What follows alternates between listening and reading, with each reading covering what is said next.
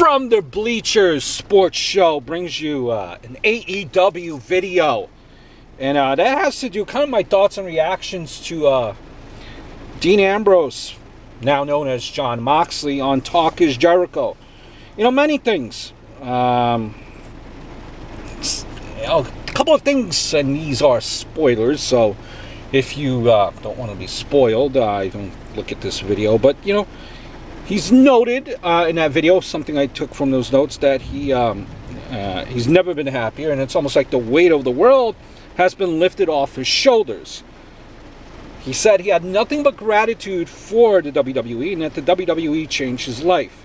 He said he grew as a person there and learned a lot of life skills, adding that he got a chance to be a part of great causes like Make-A-Wish, and that's also where he met his wife, obviously, Renee Young.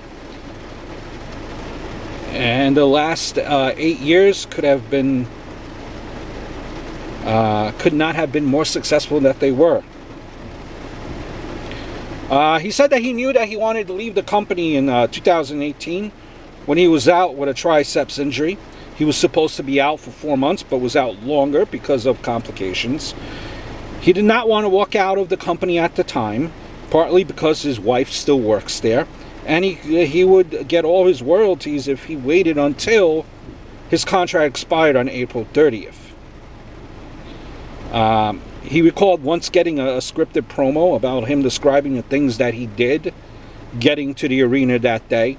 He said that there weren't things that were cool or that were relatable, you know, to a person, but things that an idiot would do, such as driving backwards on the street or eating pizza with a homeless person. He refused to do the promo and asked for it to be rewritten. Vince McMahon, he said, redid the promo, but put all of that material back in there. Moxley met with Vince, who thought it was such good shit, and that's why people liked him. Moxley replied, "So I'm an idiot?" McMahon laughed and replied, "No, that's you. You're different." He also recalled the day when he started to count down the number of days that he had left. Moxley was back from injury last fall, working as a heel against Seth Rollins, and as soon as he got to TV, several writers approached him with scripts. The theme was that Rollins would be calling him out into the ring throughout the night, and that he would have various promos on the screen before leading to a fight at the end of the show. He knew it was going to be a long day with the various promos, noting that pre-tapes could take up to 40 minutes.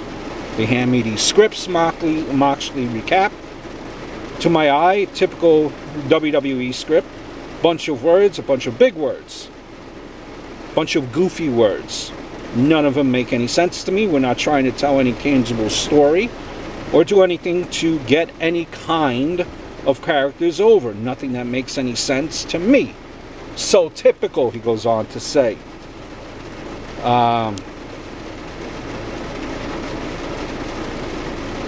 He also goes on to talk about a promo, most concerned at the end of the show in the ring, which he felt was absolute hot garbage, quote, off of a crap. The gist was that the people were smelly and foul, and Moxley said he could see Vince enjoying it. The thing that caught his eye the most was a comment about a pooper scooper. Moxley said he wasn't going to say that. There was a process he had to go through to get it changed, but without him having Vince's, he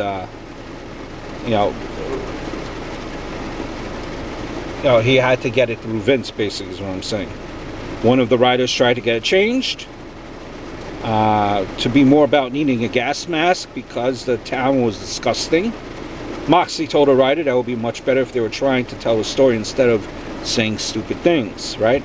Later on that evening, he gets notes from McMahon, who said that Dean needs to understand why he's insulting the audience and read the promo verbatim and not try to rewrite them. So you kind of sense here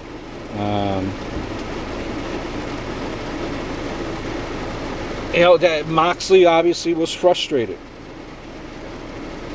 There's also a promo where Moxley would be in a surgical mask, followed by a gas mask the following week and a full hazmat suit the week after. Moxley goes into Vince's again and feels exhausted, not just about that day, but the 6 years of explaining to a, quote, old man why the material was bad. They came to a compromise where Moxley wore a handkerchief instead. Moxley said that he had no creative license and was just doing terrible crap. Moxley took off right after the show, had a drink, and recalled what a waste of time the ordeal was. He rejected the notion that talent today are afraid to go off script or get fired. He said that he's never been afraid to get fired and always goes in and gives his opinion. He said that he tries to convince the company that his ideas are better, but if he can't, then he goes with what's scripted because they sign his paychecks and he tries to make it the best he can. He then also explained the day he knew 100% that he was gone from the company. He said he thought about walking out, but he didn't. That was the angle where he got shots and vaccinated during a backstage promo. He got to the arena and was staring at that promo, seating during a sexual harassment meeting that the talent needed to attend. After the meeting, Vince wanted to meet with him over the promo because he wanted to make sure that it wasn't played for comedy. Vince met with Moxley and said that the promo was so well written and it will get him a ton of heat. Moxley said that he would do whatever he can to get it over and make it good, and he felt that it would be the last time that he would say it again. Vince loved the segment. He also goes on to say that this promo also had a line about my actual friend who's going through leukemia that Vince wanted me to say that he tried to talk me into saying. That's why I absolutely drew the line. I said absolutely not. It's the worst line. I'm not going to say it on air, because he said that he's not going to say it on air. And, I don't know who wrote it. He said you should be ashamed of whoever wrote that line. And that's pretty much the gist of the interview. There's still more in there.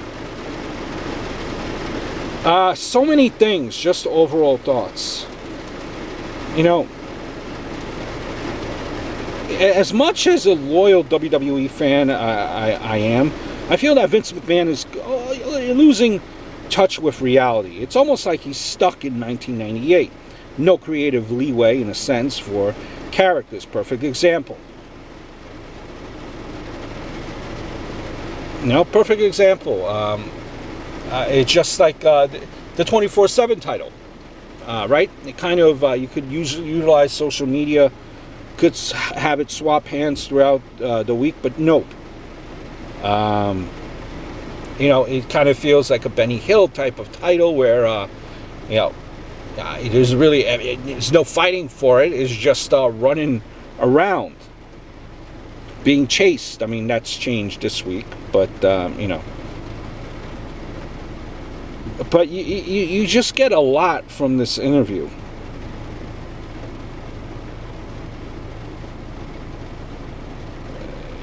I wish, too. I wish that Jericho would have asked him in this interview, what about that awkward Stone Cold interview? What went wrong? I think we know what went wrong, but I want to hear it, so to speak, from the horse's mouth. Was Austin being forceful? Maybe Dean simply didn't want to talk about too much personal stuff. Maybe this time it was literally Dean just letting it all out without being forced or pressure. That's something out there as well. You look at this too. But let's keep this in perspective too.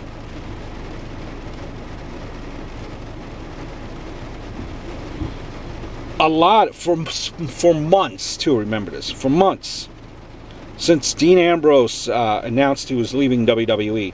Everyone was saying how I really don't care, how stale, how boring he is. Now all of a sudden, everyone is all over saying that he's the best thing ever. Wrestling fans, they do kind of you know, kind of do make me laugh a little bit. They do make me laugh. I'll be honest. During his angle with Rollins, I think there was room for a little bit of kind of improvising during his promos and whatnot. But he clearly hated it so much. He wound up just doing what he was told so he could, you know, just get it over with. But, you know, they were clearly trying to build him up as a mega heel like Daniel Bryan, which I think just going back into that part where they were trying to make Dean Ambrose a heel after he came back, and it just did not work again. I think it was easier for Daniel Bryan because they just used real elements of his personality. Ambrose, on the other hand, doesn't really have a personality, in my opinion. Just my opinion. His whole gimmick was based around anarchy. Talking about the character now. And they tried to amplify his character, making him kind of like a Bane type of guy, which I thought was pretty cool. Personally, you know, I think they should have done more with Rollins rather than just making him a generic babyface for that feud. It could have been much larger than life, you know, that type of a feud. It could have been larger than life type of feud. It had potential. Because these guys know each other well, but I think they relied too much on Dean's character work to carry it. So I give him credit, you know, for trying to make the gimmick more relatable and still larger than life. But I mean, come on. Nobody in the audience can relate to a WWE heel like that. He's better suited for a smaller promotion, I think, where there's more emphasis, is put on the wrestling. I still say that his post-Shield run was lackluster, and you know, his time as a WWE champ was kind of a flop. But like he said, things are different now. He did the right thing by leaving. It doesn't matter how famous the company is or how much checks you get, how much you make in that check. As an artist, your character, in this case, is your creative expression and outlet. And once you have someone controlling that and not letting you be who you are capable of being, then there's no point of staying if you cannot just make it work. Money isn't everything. Hope all is well.